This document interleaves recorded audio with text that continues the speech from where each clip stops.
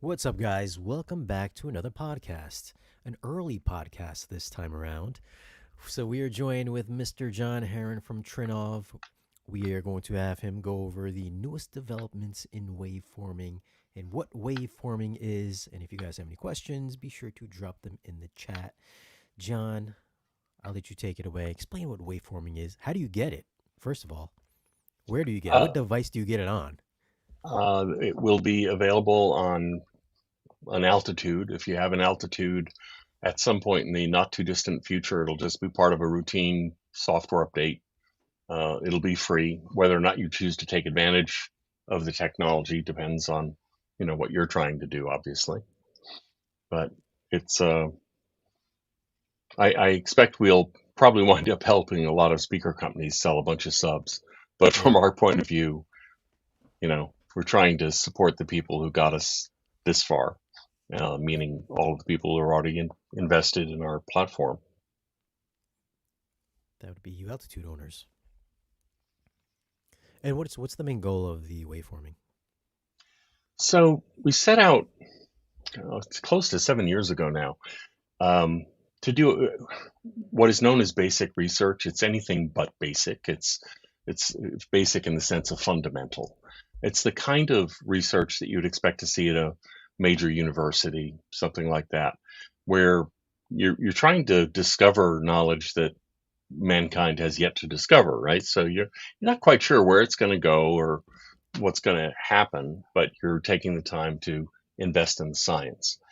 And specifically, the mission here was, we've done great things with the optimizer. We've been working on three-dimensional sound and innovation for 20 years now. It's our 20th anniversary.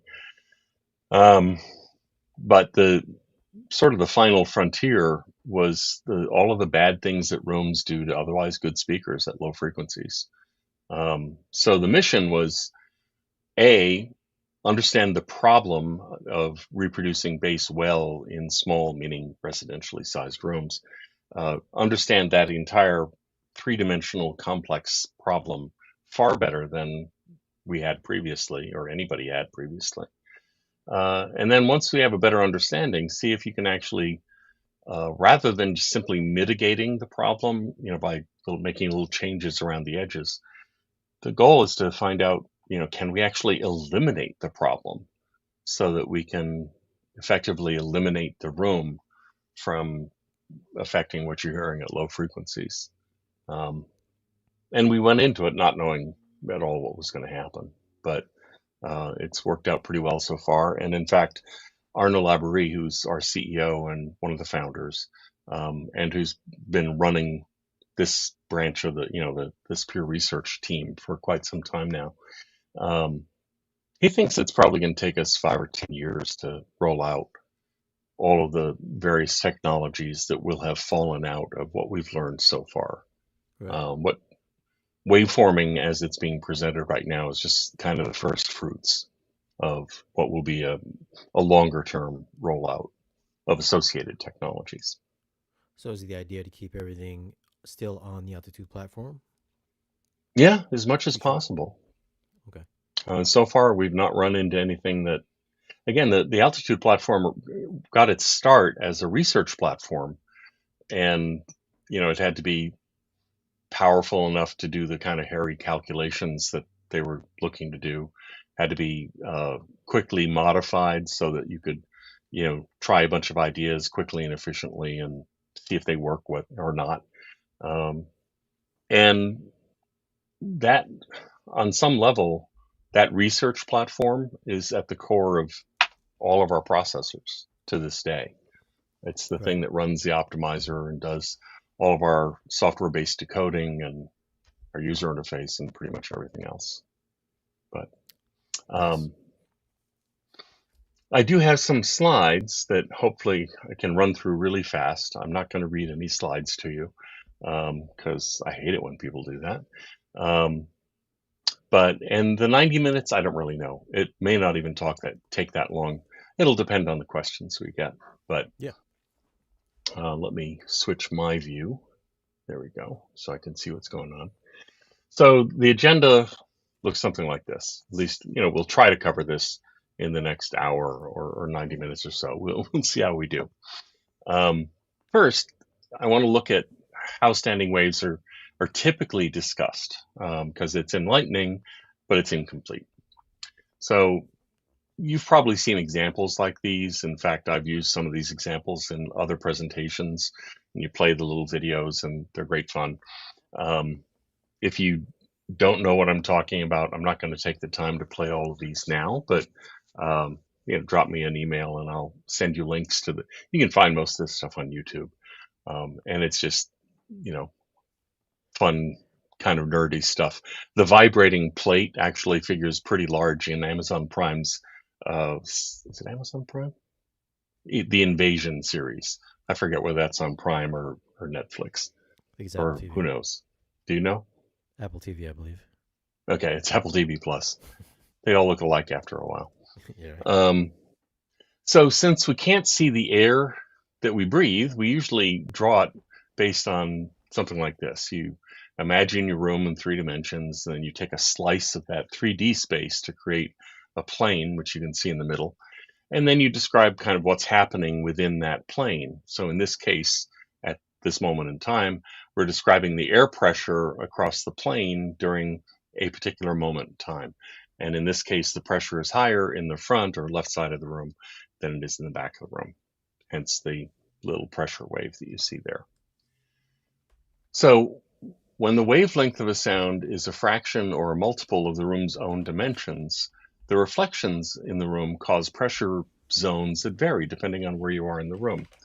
So as a side note, I usually talk about standing waves or sometimes room modes, but all of these names mean the same thing as far as we're concerned here.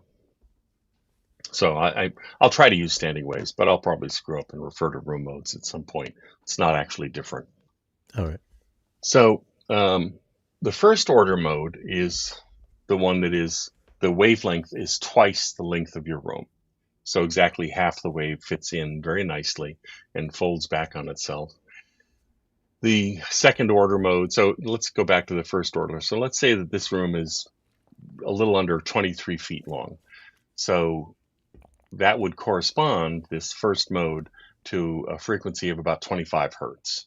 Okay, so that's the first order mode. The second order mode would be, in this case, 50 hertz. This one would be 75, 100, and so on. And a good part of, all these things are happening at the same time, and a good part of the art and science of figuring out where to put your speakers in a room are trying to avoid the places where the room will distort the sound of the speaker the most. And you're kind of playing one thing off against the other. You don't want to set it in a null, because then there are going to be certain frequencies that you just can't hear. You don't want to set it in a maximum either, because then those frequencies are going to just be overblown, and it'll distort the presentation of the sound. So you're looking for that nice medium area. Problem is that although that's the way people usually talk about standing waves, it's woefully incomplete. And we need really to understand what's going on. You need to look at the time domain. And the simple reason to do so is on the next slide here. So if a speaker makes sound, we can measure that the sound is traveling and expanding over time. Since it is changing over time, if you don't factor in time into your understanding of it, you're missing out on a lot. Okay, so if you imagine a speaker that's pointing, in this case, to the right, fires off a bunch of sound, the waves expand and heads off in that general direction. So let's see what happens when you wrap a room around that same sound. You put front and back walls. The sound travels much as it did before until it bumps into the wall that's on the right-hand side. And then, of course, it bounces back in the direction that it had come from. And then it'll hit the front wall and bounce again. So here's now a second order reflection. And this goes on, between the original or front wall and the back wall, for a while until things finally settle down. But this next slide is really important. So try to keep this slide in your mind as I change to the next one. You can unfold these reflections and treat them as though they're virtual speakers that are beyond the walls of the room. These mirror image speakers make it easier to visualize what's really happening. So if the first reflection off the back wall begins after the amount of time it takes the sound to travel from the front to the back of the room, then it is very much like there's a speaker, an imaginary one, that's, one room's length away beyond that rear wall, that fires a sound that then reaches the rear wall at the appropriate time, the amount of time it takes sound to travel that distance. So the reflection is the same as if the virtual speaker were there instead of a hard wall. Similarly, the second reflection is like a sound that would have started from the left speaker image and then bounced off the back wall, bounced off the front wall. Since it had to travel the length of the room twice, it's now twice as far away, 2 rooms distance away. And you see the one on the left. So we good? Mm-hmm. This is important because there's some examples coming in, but it's just a way of visualizing what's happening in the room. Hopefully it'll make more sense when I click this next line. So let's use those virtual speakers to create the same interference that reflections normally cause. If we start out playing all of these virtual speakers, in this case, the room is between the heavier black lines in the middle. The actual and virtual speakers, meaning the reflections, are the blue dots that you see on the graph. And you can see that the first axial mode amplifies the signal a lot by way of the waves adding up because they're nicely in phase with each other. Look at the second mode. Remember, this is 50 hertz instead of 25 in my example. And you get the same sort of thing. The multiple also sees the amplitude of the frequencies that the room itself is kind of boosting. And it does build up over time. It's not instantaneous. And the third multiple. By the way, notice what happens if you look at the height of the line, which again is referring to the changing air pressure that is sound, dead center in the room. Imagine you're sitting, excuse me, I need to start that again. Imagine you're sitting dead center in the room, and then once this thing gets built up, notice that dead center is always pretty much right at 0. So being in the middle of the room, not necessarily the best place to be, at least for that one frequency. So you get the idea. Yeah. The reflected energy bounces back and forth, reinforces itself because the wavelength fits the room nicely, and it exaggerates these waves. And of course, acousticians will tell you that there are different kinds of standing waves. The axial ones that are bouncing back and forth between parallel walls are the strongest and most noticeable, but the others also matter and are more complicated because they, as you can see from the diagrams, they're kind of random. But the important thing to remember is that you can consider that reflected energy to be the same thing as having another speaker and feeding it the same signal, whether inverted or not, from a distance that is the same distance away. So in this case, you have a speaker on the left side, which is blue, a speaker on the right side, which is red. When the sound gets into the room, initially it starts off just moving toward the middle of the room, then they collide and they start reinforcing each other, and you see it build up in the room. Mm-hmm. So, given that there's all this stuff going on here, and that standing waves are not static, they're fairly dynamic, how do you stop these reflections? The typical soft, fluffy stuff that we use, fiberglass or rock wool or whatever for mid-range and high frequencies, would work. The problem is that you'd need, several meters of it in terms of thickness instead of just an inch or two or whatever. These waves are so long that it's going to take a lot of soft, fluffy stuff to deaden them down. So since that's not practical, if you take enough care and precision, we can issue an equal but opposite wave from the other end of the room and time it perfectly so that it actively absorbs the original sound by canceling it when it reaches the back wall. This is not nearly as simple as it sounds, but in principle, the problem is that if you simply emit the opposite sound from another speaker after the suitable delay, which is the kind of the definition of a double bass array, it doesn't work.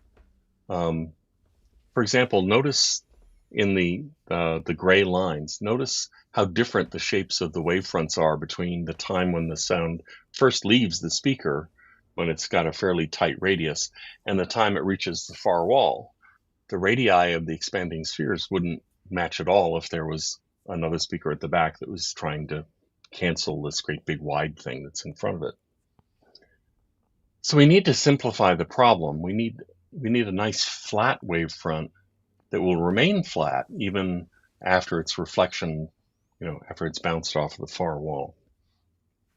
So once again, you have this idea of a speaker image, and this is at the base of what is known as a double bass array. It uses a number of subs on the front and the rear walls, spaced tightly enough to each other that working together, they can create a really quite flat wavefront that will travel the length of the room without spreading and spraying in all directions and bouncing off the side walls, the ceiling, and the floor. So it simplifies things by quite a lot. And when you can get it to work, it actually works pretty well. We'll get into more details in a moment, but in principle, a double bass array seems like it would address pretty much all of the problems while losing only this notion of room gain, which comes directly from the fact that the sound bounces around in the room and takes a long time to die out. So it seems louder. It takes a while to go away. Fortunately, you don't need as much room gain when you have a whole bunch of subs working together, so that's not necessarily a big limitation. So take another look at the double bass array. How do you expand this drawing that we've been playing with back into 3 dimensions? Well, you build a room around it. We'll start to de-simplify our drawings to get back to those 3 dimensions.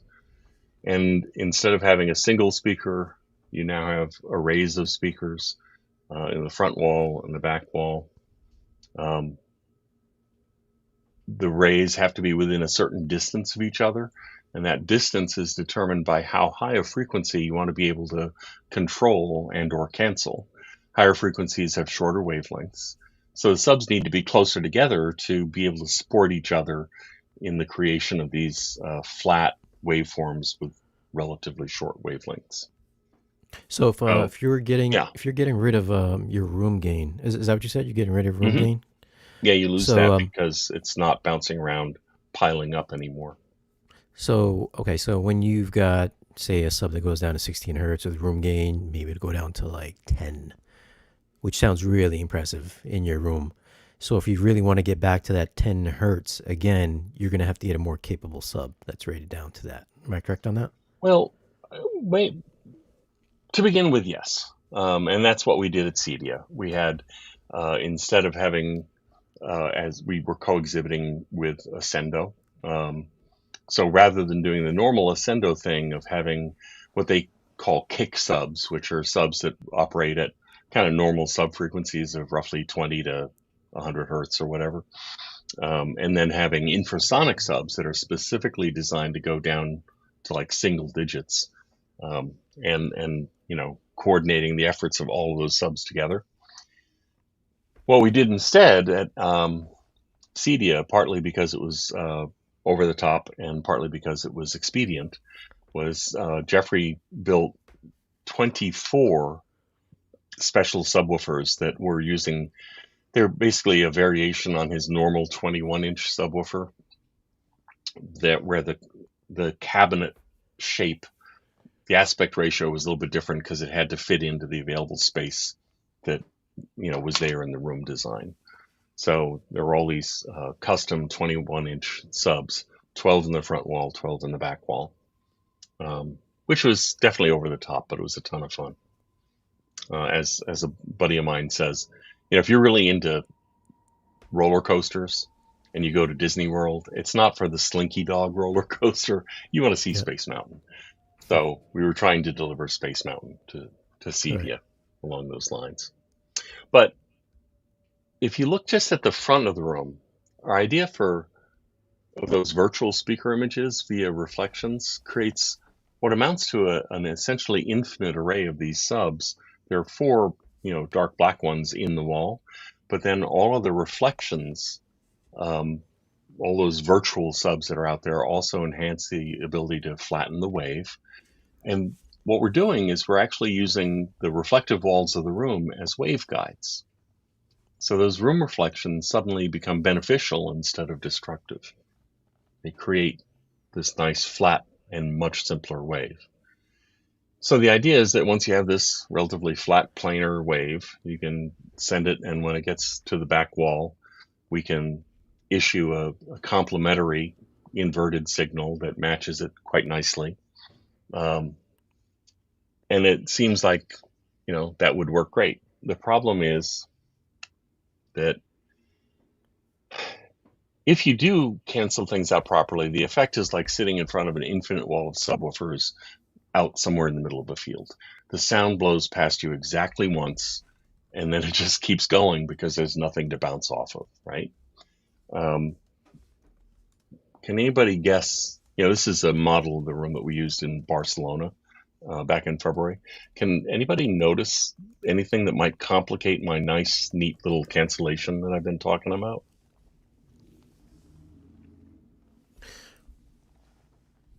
What would that All be? those risers and chairs and everything.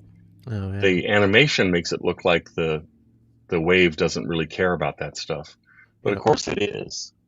And this is why double base arrays don't work that great, is that Uh-huh. they assume that the wave that reaches the back wall is exactly the same as what left the front wall. But Right. there's stuff in the room, and that's going to mess up that assumption.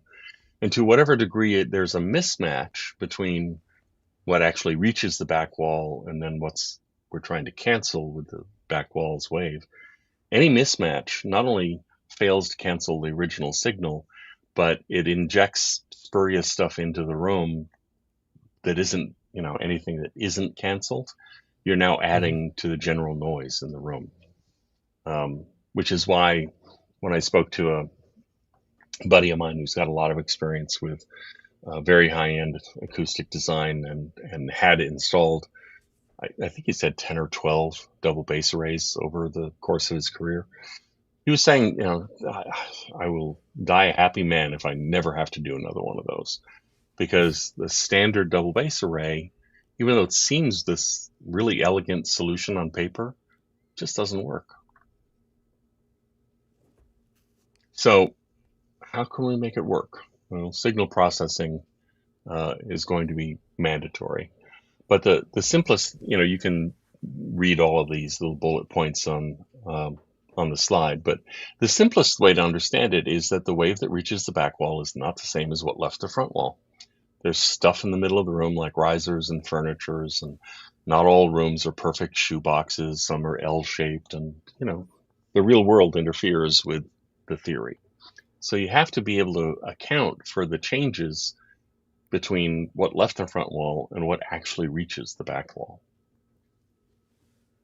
So hence signal processing. And the very first thing we do with waveforming is to steer the wavefront so as to minimize the damage that the room does to that nice, simple, flat wavefront that we're creating. So let's take a look at this. Subwoofers, or bass-capable main speakers for that matter, radiate low frequencies everywhere, spraying in all directions. Now, directivity control has been around for ages. Most high-performance speakers employ some sort of waveguide to focus the energy at least somewhat toward the listener, and the amount varies from one design to the next, but the idea is usually present one way or another. In the middle, you can see some horns taken from commercial cinema use. They use horns as waveguides to raise the sensitivity while also controlling the directivity for more consistent results across a larger audience. And in live pro sound, you see in concert venues J arrays and things like that, so they can, put the sound where they need it, and again have relatively even coverage over a large area. But the lower you go, the more difficult it gets. And the reason is that at these low frequencies, even a really big subwoofer like that 21-inch sub from Ascendo, those drivers are tiny compared to the waves that they're creating. And therefore, individually, they don't have any real control over where the sound goes, any more than a pebble can control the direction of the ripples when you drop it into a pond. The ripples go where they're going to go because the pebble is tiny compared to the pond and to the waves it's making. But we know from other fields of science that arrays are wave generators working together with suitable DSP, and that they can create not only these flat wave fronts I've been trying to talk about, but we can also steer the wave front up, down, left, right. We can even create a precisely curved wave front if that's what's needed for some reason. So being able to control all of these subs individually, one channel per sub and one channel of amplification per sub, is what we need so that we have more flexibility. And then, as I mentioned, the room itself actually is a suitable dimension to act as the waveguide for these low frequencies that we're emitting. So that prevents that flat wave front from thinning out and becoming more curved as it travels further away. It's actually being maintained by the room itself. Modeling in 3 dimensions might make this somewhat more intuitive for at least some of you. But the idea is, you want to hear the bass as though you were hearing it outdoors. We're trying to eliminate the what a room does to otherwise good speakers. Mm-hmm. So while it's not simple, the idea of steering the bass to take advantage of the good aspects of the room design while minimizing the deleterious aspects of the room minimizes the reflections that cause standing waves, because you're eliminating all of the bounces from the floor, ceiling, and the sidewalls, which means you have greater flexibility as regards speaker placement. You're no longer trying to put the speaker exactly where it's not too hot and not too cold, but just right, because we're eliminating those standing wave issues, and it allows you to use the room that you have rather than having to start completely over with fresh piece of paper and our architect and all of that stuff that most of us can't afford. And so yeah, the best solution for most problems is to avoid the problem in the first place, and that is certainly true here, and steering is a big part of it. But you still have to deal with whatever energy does reach the back wall. So what do we do there? So again, to be clear, our first priority is to avoid creating problems wherever we can, but at some point you need to absorb the sound that's hitting the back wall. So if we take a closer look to see what's possible and what some of the potential problems might be, imagine that you have a relatively flat wavefront that's hitting the wall at an angle for whatever reason. It might be because waveforming had steered it that way, or just because maybe it's a normal spherical wave, but it's far enough away from the subwoofer that it's relatively flat, right? It is expanded out, it's fairly flat. If you can put enough soft fuzzy stuff on the wall, you can absorb this stuff pretty effectively, but you need it to be at least 25% of the wavelength that you're trying to absorb for the fluff to be effective. Since, at about 110 hertz, the wavelength is about 10 feet long, or 3 meters. You need to have, 2.5 feet of soft, fluffy stuff at the back of the room. People are just not going to do that. It takes up too much real estate, and it's not a happening thing. So, can you actively absorb it instead of using passive, soft, fluffy stuff? There's a problem. How do you cancel flat wavefront with a small radius expanding sphere? The shapes just don't match. So again, on the left side, you've got a wave that's bouncing off the wall from the upper right, hits the wall at the bottom, and wants to reflect off, angle of incidence equals angle of reflection, just like they taught you in school. And you have a speaker that's maybe mounted in the middle of that wall that could do equal and opposite, but the shapes don't match. So what you get is, in the direction of the reflection, you can get some cancellation, but in the other directions, not so much, because it's not a close enough match. And you are injecting some unwanted signals into the room that were there to absorb sound, but they didn't absorb, so now they're just being added to the room. That's not good. Mm-hmm. So our solution is to use the loudspeaker array, so we can measure the nature of that reflection, match it with an equal but opposite signal, and in fact cancel out the reflection. And I can tell you my experience at CEDIA when we're building this 18-seat theater, and it's a huge amount of work. And before we started putting up all the acoustic panels on the inside of the room, once we had everything wired up, of course, we wanted to fire it up and make sure that the connections were all good and things like that. And so Peter Eilert put on some electronica that had deep pounding bass, and he's standing in the middle of the room, and it's just kind of a big empty room at this point with a lot of speakers, but it's not the finished room. We were just testing it. And I happened to be standing right at the back wall talking to one of my colleagues from Trinnov. And when Peter fired it up, there was all this bass coming from the front, the other end of the room, because we were standing in the back. And there didn't seem to be any sound coming from the back wall at all, not even the sort of sound that I would expect to hear, like reflected energy. It was like a black hole behind me. And I'm like, what the heck? And I reached out and put my hand on one of the 21-inch subs, and sure enough, it was working hard. But what it was doing was absorbing all of the energy from the front. I couldn't actually hear it. So if you ever have a chance to experience waveforming yourself, that's something to check out. It's kind of unnerving, but it's incredibly effective. But you still get surrounded by bass though, or you just feel it coming from the front? Well, no, you do actually get a sense of direction. It's not the sort of imaging that you would expect to get, at higher frequencies with really short wavelengths.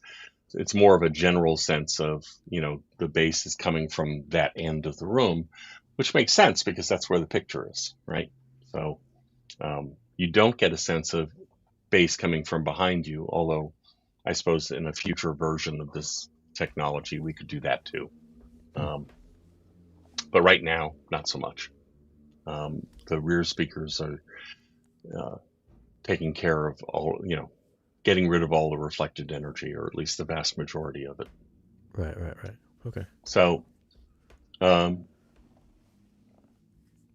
even if for some reason, maybe a reflection off one of the risers or whatever, if the sound that is hitting the back wall does have some curvature because of the fact that it bounced off a chair or whatever, we can also match that curvature. So when building a bent wave like this, the middle subs would get just the slightest head start on the flanking subs on either side, so as to create that little bit of a bend in the wave. So by measuring, very detailed three-dimensional measurements throughout the listening area, we can characterize exactly what's going on and then figure out what we need to do to make sure that it gets absorbed. Now the Trinnov is doing all these measurements. Is there some double checking from you or the installer to see if these calculations are correct, or is it pretty spot on? You know what? I don't know that I can answer that because Arnaud Destiné and David Meyerowitz are the ones who've set up the vast majority of these things. Most of the actual theaters we've been building have been in Europe because we want the R&D team that actually created the technology to be on site, helping with measurements, validating data, making sure that they get what they need to make sure that, the experiment is useful to them. Right. Okay. So just because it's the company R&D is all based out in Paris, so it's been mostly in and around Europe. All right. But I can tell you it's not a subtle difference, and I can also tell you when we first fired it up in Denver, we had transferred all of the presets from the machine that we had pre-built and configured in Italy into a new machine, and we first fired it up, and I'm sitting and listening. I'm like, oh crap, that can't be good, and because it sounded like normal bass. I mean, Yeah. it was not at all what I was expecting. And sure enough, David quickly realized that even though all the presets had been transferred over, there is a calculation you need to run in the machine after those things have been copied. And once he remembered to do that, then all of a sudden the magic happened. And yeah, it's not subtle at all. Interesting. So we've touched on active steering and active absorption. So now let's put everything together. Actually doing fairly well in terms of time. I'm surprised. Yeah. Multiple sources in this context refers to our having some number of individually controlled emitters of bass to provide a simpler and cleaner wavefront that is steered away from problems and towards solutions. In this case, all of the front subs are sources of sound or emitters. But we also need multiple controllers that are absorbing those unwanted reflections and cleaning up whatever mess could not be avoided in the first place. So you also should note that with waveforming, all of the source speakers that are in the front of the room, for example, also can serve as controllers at the same time. It's not one or the other. We can actually do both. And this is another important distinction between waveforming and a simple DBA. With a normal double bass array, the subs in the front are making sound, the subs in the back are responsible for trying to absorb the sound, and that's all she wrote. Here, we have more flexibility because there's a lot more intelligence behind the whole package. Would it be a positive thing to have more capable speakers up front rather than ones that just roll off at 80 hertz? Or is that into the calculation? Does it recognize you have larger speakers and kind of work that into the algorithm? So actually, you bring up a good point, Shane. People should not think that waveforming means they don't have to do good acoustic design anymore. This is not a replacement for passive acoustics. It's a wonderful complement for passive acoustics because it's pretty easy to absorb and or scatter the mids and the highs with, again, the soft fluffy stuff, fiberglass, rock wool, whatever, with foam like you see in recording studios. All kinds of materials can either absorb or scatter the short wavelengths. What you're trying to do is to make sure that the entire spectrum from the deepest bass to the highest treble settles down at about the same amount of time. Because if, let's say, there's one small group of frequencies that bounces around in the room for a long time, well, guess what? The room is going to sound very colored at those frequencies because they're going to stick out like a sore thumb. Right. So part of this is we can actually, I don't know exactly what the interface will be, whether it'll be a slider or a knob or whatever, but there's discussion in the final interface of having an adjustment that will literally allow you to dial in the amount of decay time that will sort of match the rest of the room. I'll come back to that in a few minutes. But so this pretty much summarizes what we've been discussing. The bullets over here. So in our opinion, the technology works as well as it does because we've greatly simplified the nature of the problem before we went looking for a solution. So in a single source of sound, having multiple controllers or absorbers, you're allowing the source to spray sound everywhere, which increases the degree of difficulty enormously. It doesn't make it impossible. It's just a lot harder to have effective absorption. If you look at all the reflections that need to be absorbed on the left of this slide and compare it to the relatively effectively steered bass on the right, you can see that it's just going to be simpler to try to deal with what's happening on the right. So you could try to use all those multiple absorbers to cancel the myriad reflections, but again, most of the intended canceling signal is itself not being canceled, and you're injecting other stuff into the room.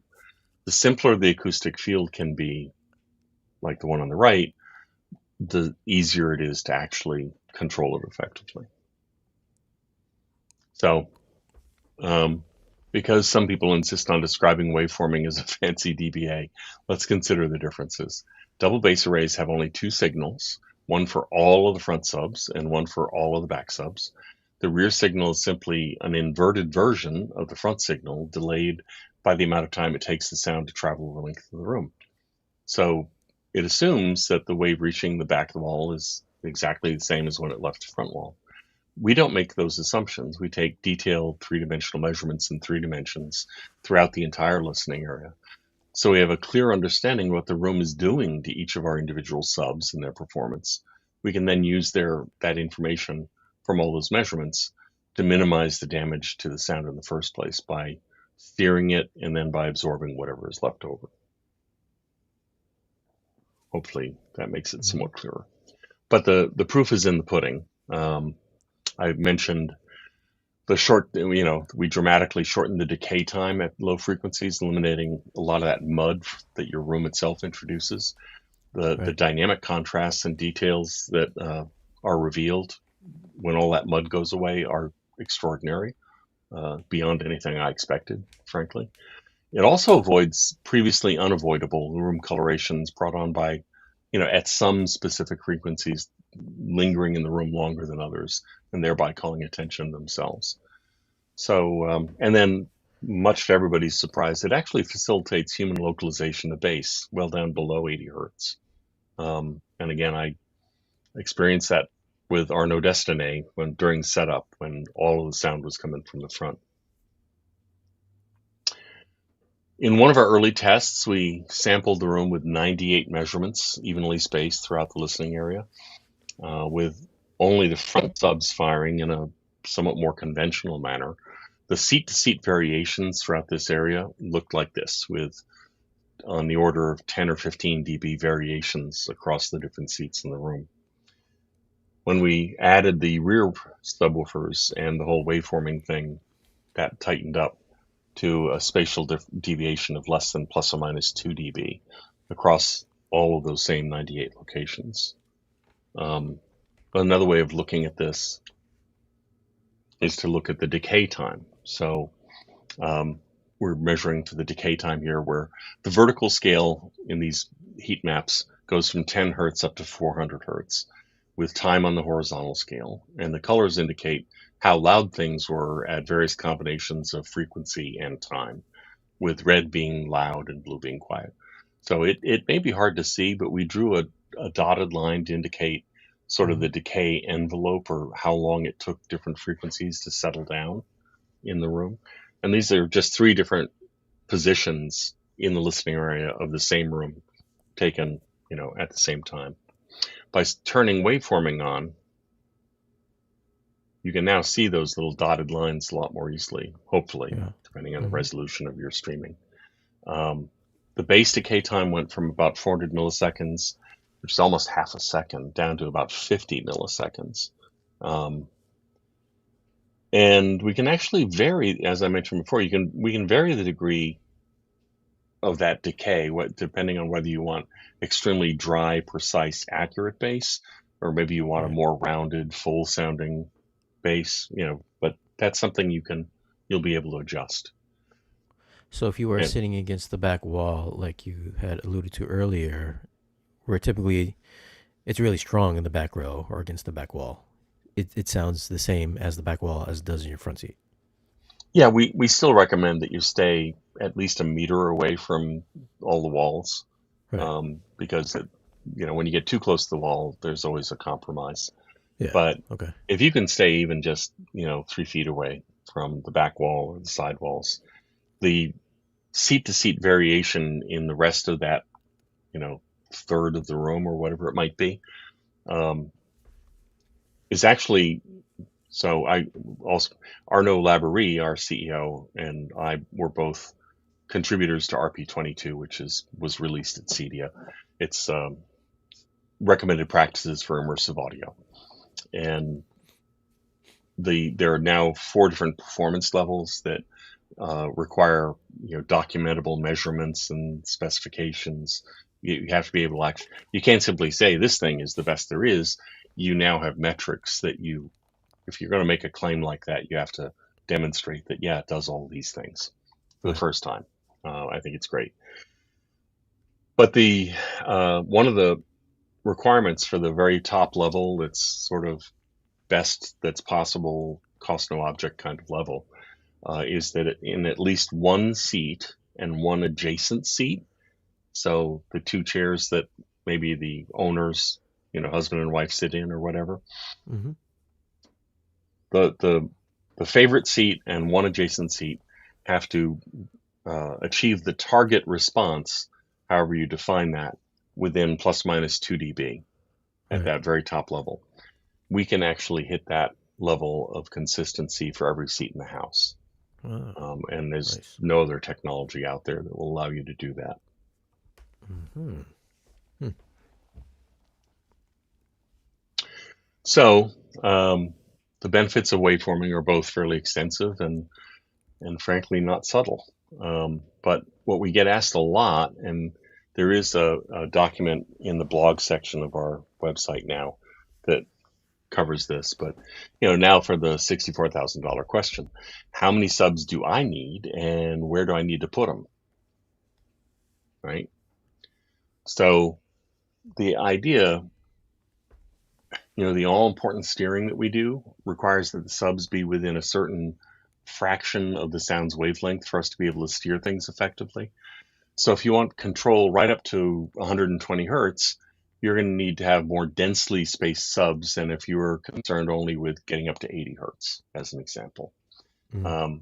But once you know what the spacing or density needs to be, then it's the size of your front and rear walls that tell you how many subs you actually need. That makes sense.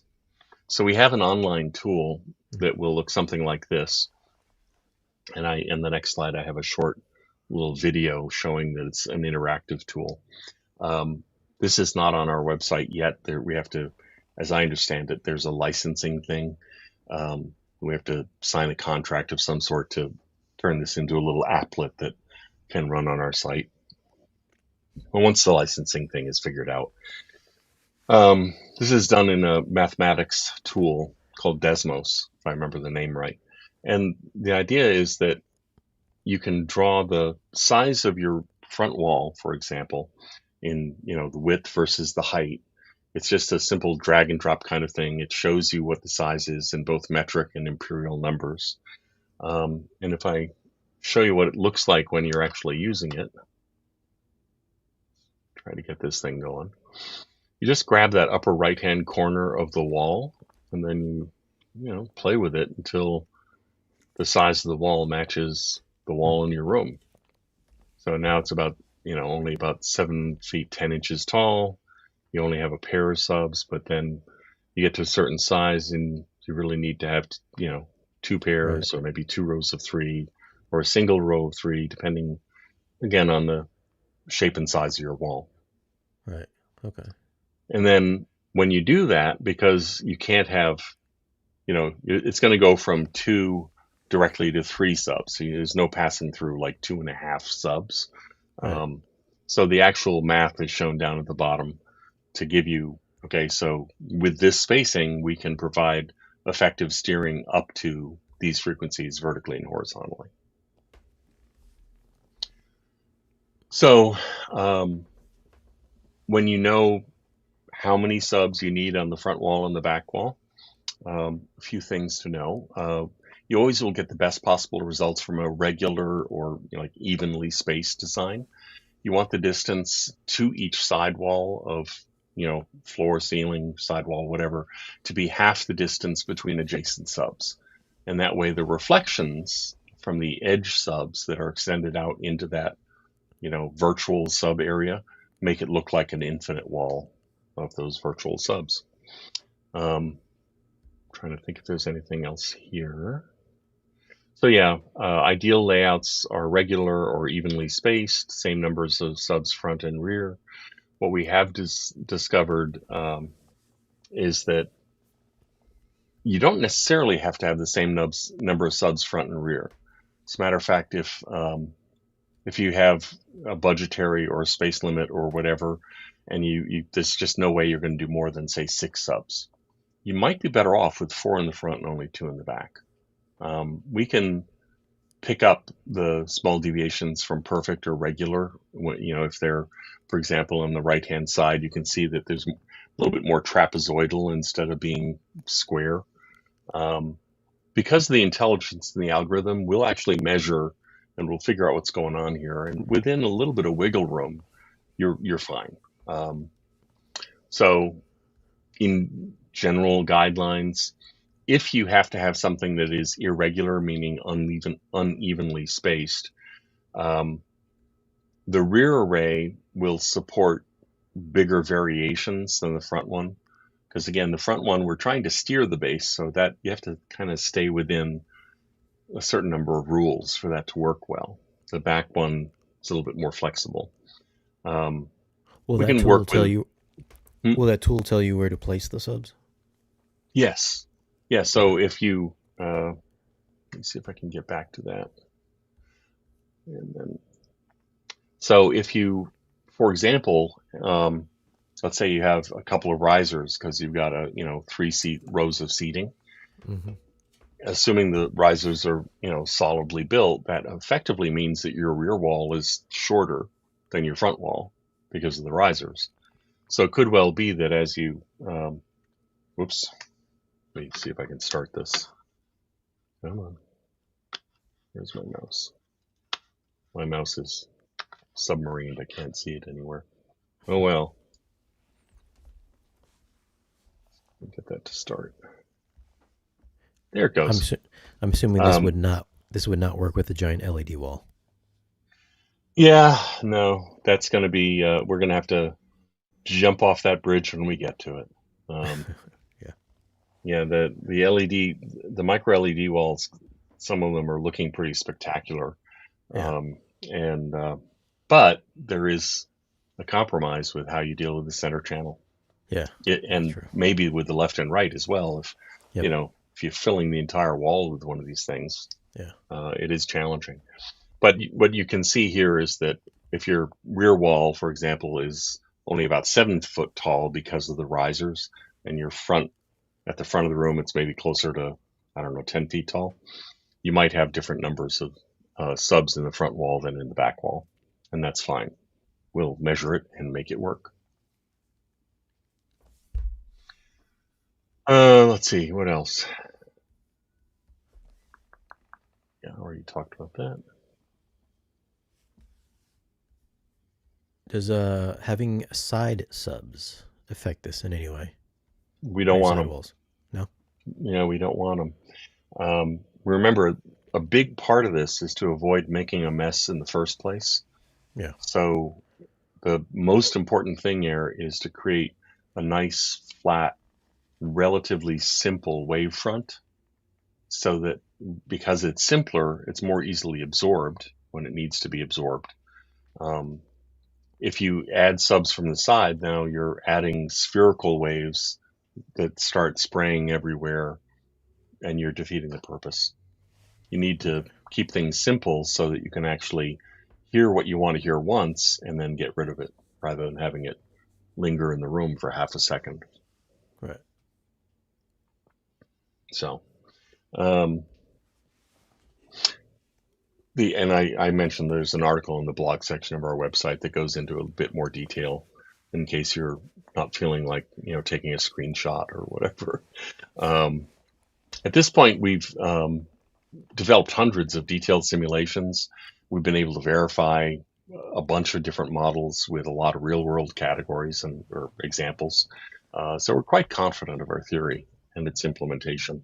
At this point, the big things we need to deal with are, well, first of all, the user interface, because what we had at CEDIA a couple of weeks ago was still very much designed by and for engineers. It involved editing an XML document, which I don't want our customers doing at all. So we'll create a nice user interface to hide all of the sciencey stuff. And once we have that, we also have a heavy lift in front of us in terms of just educating all of our dealers and distributors around the world. Because if I'm involved in helping to design every single one of these things, I'm going to burn out in a hurry. We need help. So you can do asymmetric arrays. Again, you want them to be regular in the sense of evenly spaced to the degree that you can. But things like this work quite well. 3x2, 4x2. The most extreme one that we've done was at CEDIA, actually. At one point, we did a 12 in the front and only 2 in the rear kind of setup. And it worked surprisingly well.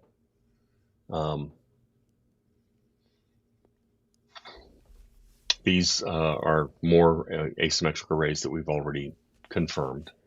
And yeah, we've worked on those too. I'm sorry, go ahead. For these simpler layouts, I noticed there's nothing like on the ground level.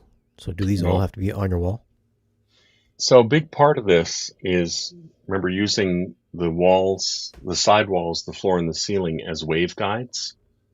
And that means you have to put the sources of the sound, you have to locate them where they can take full advantage of those waveguides. Right, okay. Trying to think of a silly example, but if you imagine a waveguide in front of a tweeter and then moving the tweeter, half out of the way, you wouldn't expect the waveguide to work very well. They have to be lined up. And it's the same thing here. It's just that we don't think of the room as a waveguide because it's so much bigger, but these are bigger waves too. So what pretty much conventional subs now are going to be a no-go. Unless you can bolt them on the wall or build them onto a little platform or something. Yeah. Okay. That on wall or against the wall is okay, but they do need to be up, raised and, up, yeah. In somewhat from the corners. Gotcha. And then things here we're showing is, for example, if your center channel is where you wanted to put your center sub, you have a couple of options in terms of wiggle room. You could, go either high or low, or work around that center channel issue. But again, some symmetry is better than just kind of putting them up there and hoping for the best. Right. So lots of examples of this, but anybody who's really interested in this will be able to go through it in more detail. But the idea is pretty simple, and this is in the blog posting as well. If you can do a regular, meaning the evenly spaced layout with, just small, maybe plus minus 5% kind of displacements, meaning 5% of the width of the wall or the height of the wall, depending on which way you're going,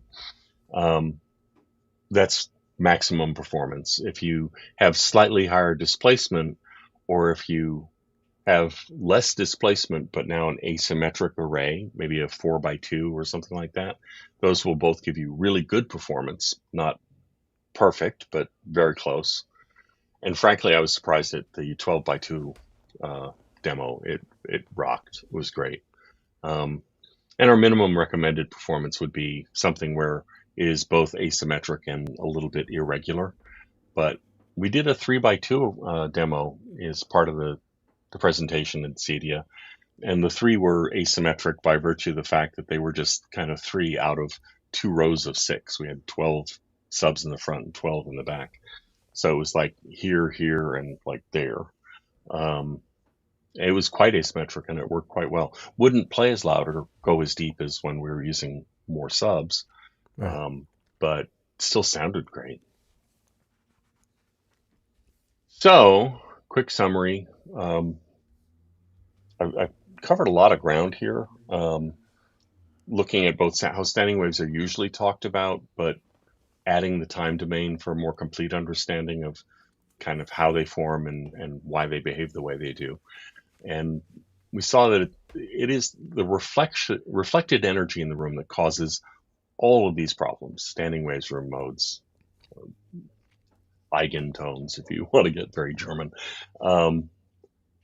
it's only the reflected energy that causes all these problems. So if we can eliminate those reflections by first simplifying and having many fewer of them to begin with, and then absorbing the ones that we can't totally eliminate, we can actually make this idea, which is superficially similar to a double base array, but unlike DBAs that only work under laboratory conditions, this one will work in a normal home theater environment, or for that matter, a multi-purpose environment. As long as you have some space, a baffle wall or someplace you can put the subs, you're in good shape. Right. We looked at how having individual control over each sub, as well as much finer and three-dimensional measurements of what the room is doing, allows us to make something that superficially looks like a DBA, but it actually works. But even with all the sophistication in the algorithm, you still have to meet us halfway. We can't cheat on the laws of physics, which include the way waves propagate and interact with each other. So there are some placement guidelines that need to be followed to get the best results. Can't just plop them in the corners of the room and fire it off and hope for the best. Right. Maybe someday, but certainly not to begin with. All right, so let's go. First question here. Does waveforming work with frequencies under 20 hertz? It can do, yes. So one of the things that, and we had plenty of infrasonic capability at CEDIA, because Jeffrey, gave us those 24 21-inch subs. So we had plenty of cone area, and there's as is always said, there's no replacement for displacement. And having a kind of cone area means you can do whatever you want. The next question, which is probably it's related to the one that asked, how do we integrate an infrasonic sub with waveforming? Like the Ascendo 32-inch sub that I've got in the Connecticut theater here for our training and so forth theater. That is still being worked on. It is probably the next order of business after that user interface thing that I mentioned. So I don't think it'll take a real long time, but there is still some additional work that we want to do to make sure we get that right. The idea is below that lowest frequency that a room supports, there are no more standing waves, because now the waves are so big they don't really fit in the room. So what you have in the reason I knew the 23 feet is just about 25 hertz is that my room here is 23 feet long, and it works out to 24.5 hertz. So I know that by the time I get down below 24.5 hertz, the only thing that's left to me is pressurization of the room. Yeah. And something like the Ascendo 32-inch with its 4 inches of travel can pressurize the room in a big way. But of course, if you have waveforming that's kind of doing a push me, pull you kind of thing, that's not going to pressurize the room. This is what's going to pressurize the room. So what we need to do is to have, pitch and catch for the front and the back throughout the range where standing waves are an issue. And then below that, we can, I don't know exactly how it'll be done yet, but conceptually, one can imagine essentially turning off the waveforming and just letting the infrasonic subs do what they do down there. Can you just cap it off at say, 20 hertz, 24 hertz or something like that, and then the that's infra picks up? That's my intuition about it, but Right. I'm not one of the R&D guys, so I don't want to commit them to something that they're not ready to commit to. But Right. Depending, I don't know the details yet of exactly how it'll be done, because I think some of those decisions have yet to be made. But it is high on our list of priorities. So if because you have infrasonics a are just fun. I mean, if for sure. if you've ever experienced it, you want more. Okay, so if you've got an 80-inch sub, would you need a second 80-inch sub?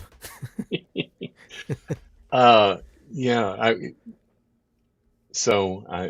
occurred to me that you could have one 80-inch sub in the front, one 80-inch sub in the back, and just under those circumstances, maybe they're so big and so domineering that a simple DBA would work.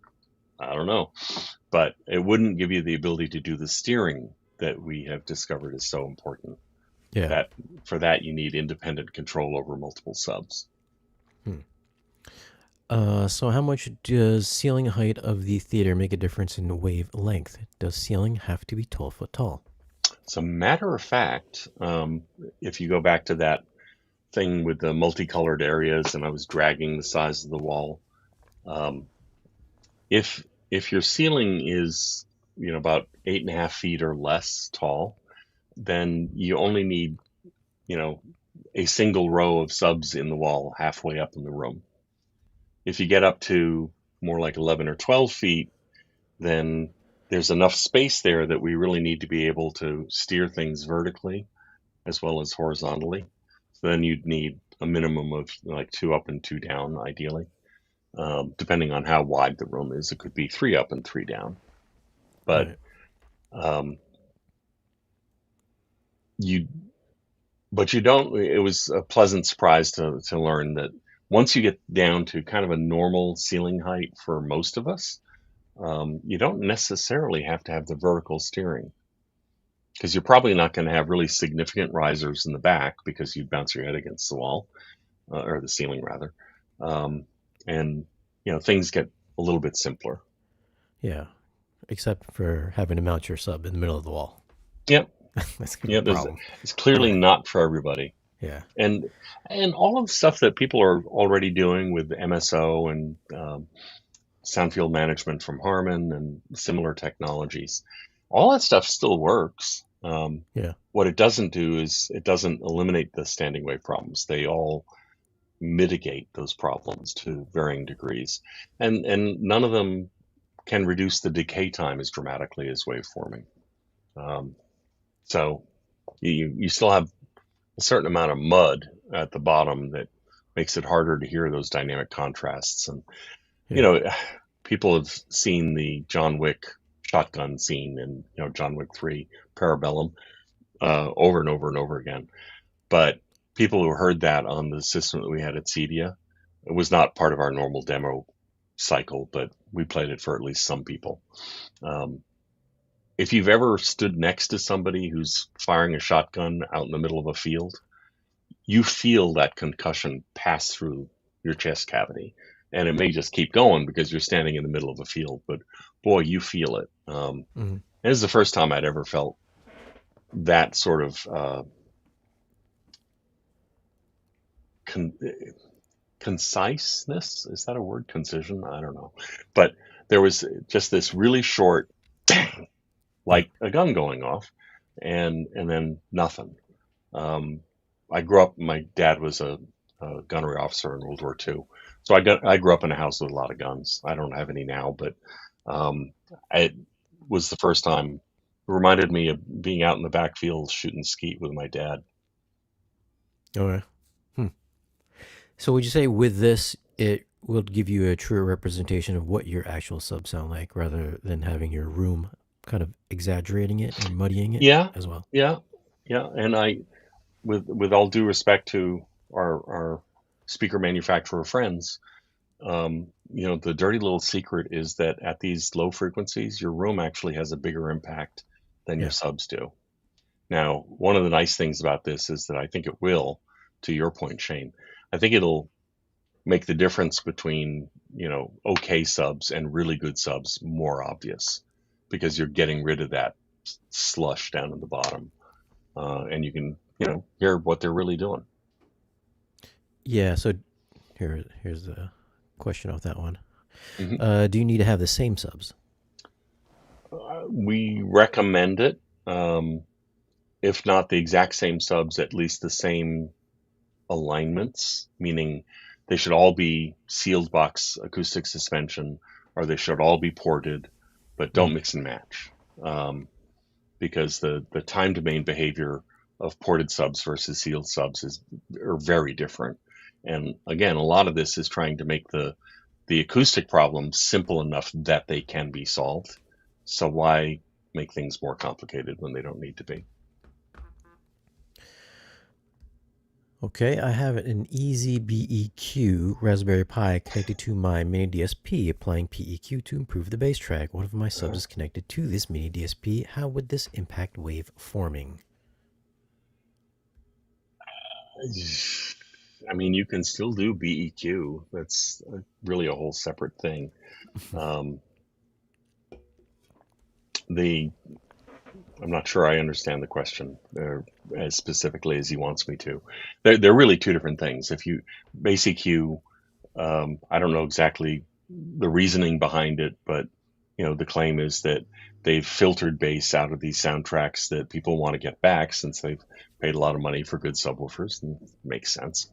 And somehow people have decided that, well, okay, these are the filters you need to get back Mm, the missing bass. That's the part I'm a little fuzzy on. Honestly, it seems awfully subjective, but there may be a better methodology to it than I'm aware of. But that's all just plain old EQ. You can do yeah, that with or without waveforming. yeah. Um, and we certainly were doing nothing but straight waveforming at Cedia, and we were certainly having infrasonic stuff because we had we had a gazillion big subwoofers in the room. Is this like direct art as used in storm audio processors? I will say that both waveforming and art set out to do a similar thing, meaning to try to address the problem that is bass reproduction in like residentially sized rooms. Beyond that, they're not very similar at all. One of the things that Dirac seems to have decided to do, and I don't have any problem with this, it's just very different than what we did.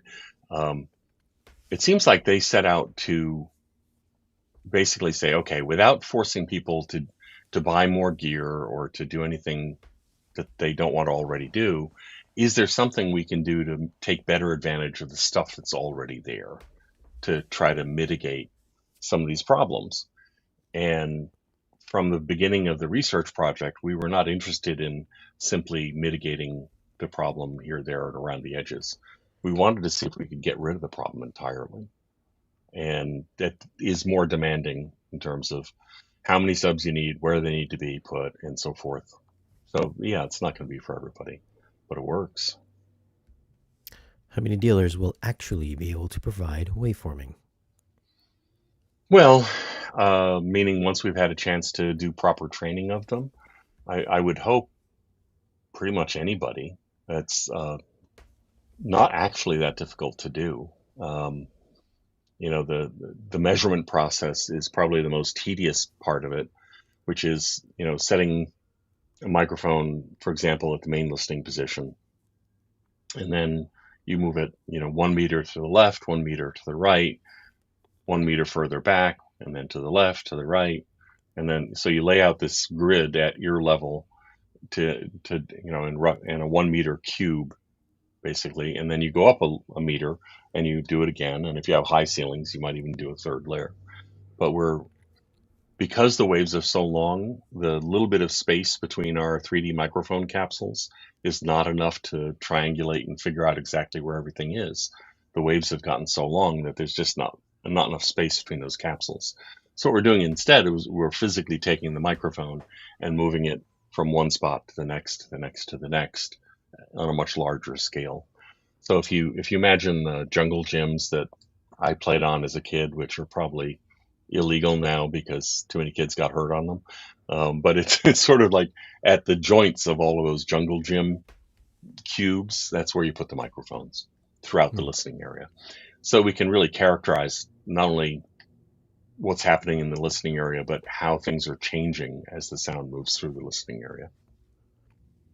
How many measurements do you have to take to get this going? Well, originally we started off with 98, I think it was, Oh boy. or maybe it was 96. I forget. We we discovered that in most rooms it's probably on the order of a couple of dozen um, measurements. It goes fairly quickly because you put it in a subwoofer only measurement mode.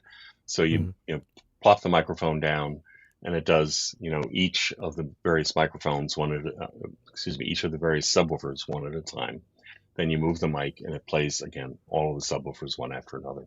Then you go through the process. It takes, if it's a couple of dozen measurements, it's probably half an hour to 40 minutes, depending on how organized you are. And Plus then your there's, regular speakers. yeah, you still have to do the optimizer, but Okay. that always goes pretty quickly as it is.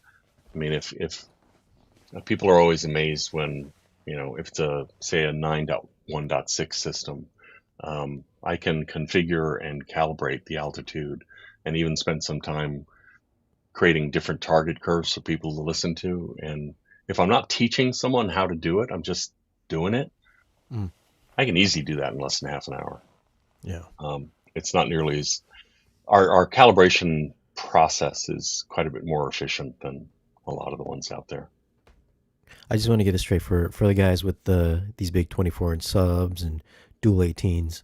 You will have to like build a riser or something like that just to get Yeah, it up to the center wall. Okay. Just so yeah, you guys know, because I know there's some guys in the chat here that have big ones. yeah. Um, at some point, will you be able to incorporate your full range speakers into waveforming? I think you touched on this We a little bit. we believe so. Yeah. It's not. Yeah, it is on the project schedule. Yeah. I don't know exactly when it's going to happen, but that is the idea, is to be able to take advantage of whatever's there to the degree that it can help. Um, we'll see. Will this only work in a four wall dedicated room? My room has hallways in front, inside, rear. Um, well, without looking, I mean, you do need a front wall and a back wall. If it's an L-shaped room, or there's, a hallway that runs across the back of the room, but as long as there's a wall back there that can catch the sound that was sent from the front, then yeah, it'll work pretty well. You Well, don't Trinnov, necessarily have to have a perfect shoebox. there you go, John. John's got a assistant. God, I hope not. But never say No, never, I no. suppose. Um, yeah. Yeah, the art system was actually demonstrated initially as something that they called Unison, which was developed for the car stereo business. Yeah. I heard that back at CES in maybe 2015, 2014, something like that. Um, and it was just, they were doing it on a 5.1 system in a hotel room at CES in the Venetian. And at the time I was working for a speaker company. I thought it was interesting, but it didn't blow me away. Hmm. I wish we can get ATMOS or something like that inside cars. I remember. I remember I had a That I Clarion. imagine will happen. I mean, I had a Clarion back in the day that had Dolby Pro Logic 2. Hmm. After that unit, I don't know what happened. They just stopped doing it. I don't know. Yeah. Can you use transmission line subs, ported bandpass subs, or only sealed forward firing subs? I know we can use ported, because the speaker partners we had at Barcelona and ISE back in February was an Australian commercial cinema company called Crix, and their subs are ported and they work great. They didn't go quite as deep in the bass as what we just did at Cedia, but there were also fewer of them, and it's just a different design. Um, but I was not there in Barcelona, but people who heard it came away blown away by it. So I am not in a position to compare one to the other, but I've been told that, yeah, it worked great. Although that, because of the sheer uh, cone area of what we had at Cedia, we were able to go deeper in the bass at Cedia. Does this waveform only produce a mono signal? How does it deal with stereo signals that have substantial spatial cues above 60 hertz? That will be very interesting, won't it? The whole subject of directionality in bass, like below 80 hertz, which is, I mean, the reason that THX and Tom Holman chose 80 hertz as the default crossover for home THX way back in the day was that 95% of human beings, based on studies that universities have done, 95% of people cannot readily localize something that's happening once it gets down below about 80 hertz. They can localize the harmonics that are up at higher frequencies that are associated with those low frequencies, but if you play a pure tone at, I don't know, 40 hertz, it's very difficult to localize that in the room. When you clean up all of the reflected energy that is part of the reason why it's so hard to localize, it gets a lot easier, it turns out. And, for example, in that, when Peter was playing his electronica, it was loud, and the absence of sound bouncing off the back wall and coming back at me was really striking. It was like I was not standing in front of a wall. It was like I was, standing outdoors. The sound just sort of kept going, or subjectively, that's the way it felt. Hmm.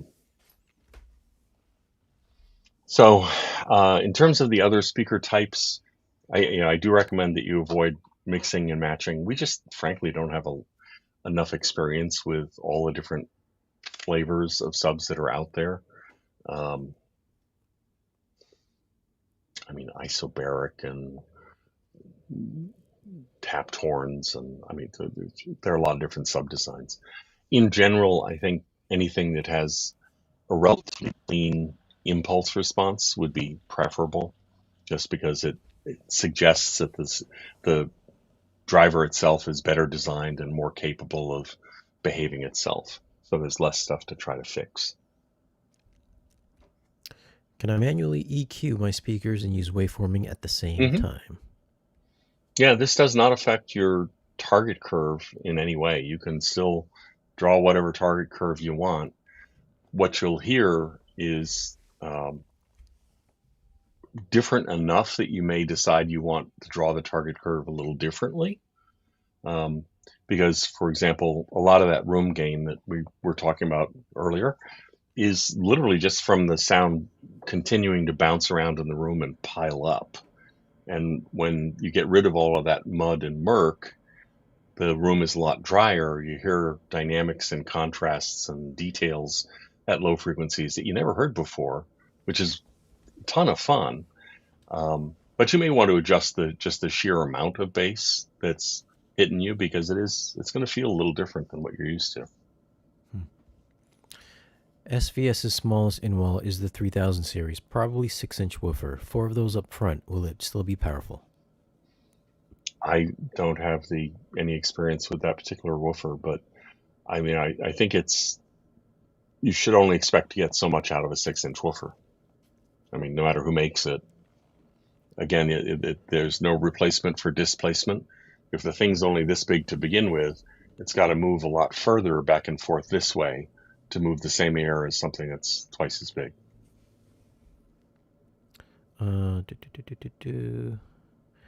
When is the AES 67 update and hardware coming? That's a really good question. Next year sometime. I'm guessing, but I'll believe it when I see it.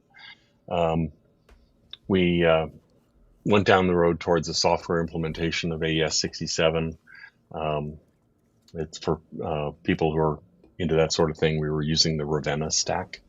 We discovered some fairly significant bugs in the Ravenna stack, which is, public, what is the expression? It's not shareware, but you know what I mean. Open source. It's open source software. So we found some fairly significant bugs and hit a brick wall, which we had not expected. I understand that we did bring in some consultant who knows Ravenna inside and out, and he was able to fix most of those bugs for us. But in the meantime, we've also looked at a hardware solution from Audinate, and we will have a solution for that for next year, but I'm not even sure which way we're going to go, whether it's definitely going to be hardware or definitely going to be software.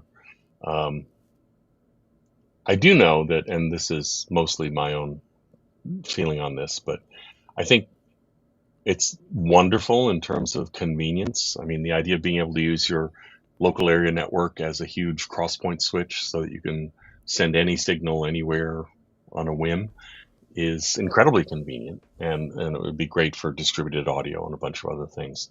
It's not necessarily a high performance choice, because now you're if you're sending digital audio all the way to the speaker, then the amplifier has to be in or near the speaker. So now you have a D-Day converter, a power amplifier, and a speaker all kind of wrapped into one thing. And we'll see if we can avoid this problem, but most incarnations of Dante and AES-67 run only at 48 kilohertz. And we prefer to maintain the native rate of whatever we're working on. So if we're playing the CD, we do all of our signal processing at 44,100 times per second.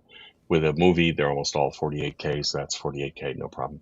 If you have high-res audio tracks that you've downloaded from HD Tracks or one of those places, we will do the processing at 2496 or at whatever to preserve the recording that you paid extra for, rather than doing what other companies have to do, which is to receive the signal and then immediately do sample rate conversion to down res it to 48K, because that's the rate that their DSP chip runs at. So, they can't do anything to it until it's 48K. So, I don't know. We'll see. When and if that comes out, is it going to be available on the Altitude 16 as well? Yes.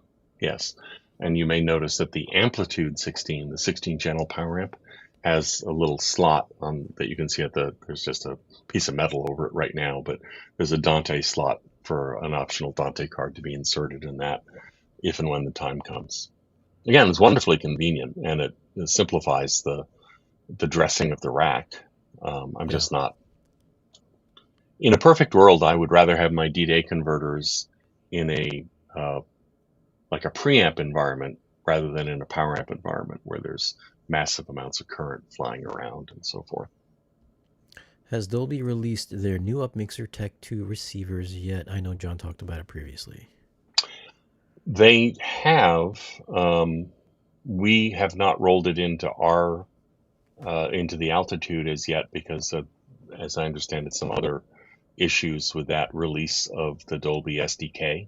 And I don't have all the details on that, I'm afraid. For example, the main thing that people seem interested in is the new version of the Dolby Upmixer will make use of wide channels if they're available, and the older one didn't. Other than that, I'm not sure that there are any really significant differences between them. The ATMOS decoding itself hasn't changed that I'm aware of. It's more the peripheral stuff around it, like the Upmixer. Yep. I know as far as upmixing to wide channels, you can't do that. We can't yet. Yeah. That'll be a software update at some point, but I don't know when. Frankly, waveforming is more exciting. So he's got two 12-inch subs in the front, two 12-inch subs in the rear, or two 15 in the front, two 12 in the rear. Small room. Oh, so can you mix size subs as well? Yeah. You can do again that.